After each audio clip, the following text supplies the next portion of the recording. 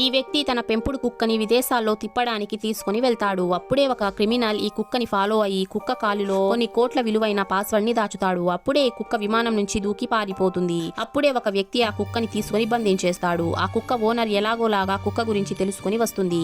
కానీ అక్కడ ఏమీ లేకపోవడంతో ఆమె వెళ్తూ ఉంటే పైనే ఉన్న కుక్క గట్టిగా అరుస్తుంది. కానీ అక్కడి నుంచి ఒక ట్రక్ వెళ్తూ ఉండడంతో ఆ ఓనర్ కి తన కుక్క సౌండ్ వినిపించదు. దాంతో ఓనర్ కార్ ఎక్కి వెళ్ళిపోతుంది.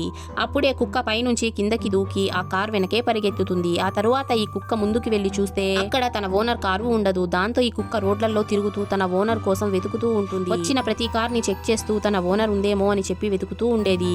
ఇదే విధంగా ఈ కుక్క ఎన్నో రోజుల నుంచి ఏమీ తినకుండా ఆకలితో తిరుగుతూ ఉంటుంది. అప్పుడే ఒక వ్యక్తి ఈ కుక్కని తినడానికి పిలుస్తాడు. దాంతో ఆ వ్యక్తి మంచోడేమో అని అనుకుని ఈ వ్యక్తిని నమ్మి ఆ కుక్క అక్కడికి వెళ్తుంది. ఆ తరువాత ఇతను ఆ కుక్కకి ఫుడ్ పెట్టి తన ఇంట్లో బంధించేస్తాడు. అప్పుడే ఆ పాస్వర్డ్ ని దాచిన ఆ క్రిమినల్ ఒక పెద్ద కుక్కని తీసుకుని అక్కడికి వచ్చేస్తాడు.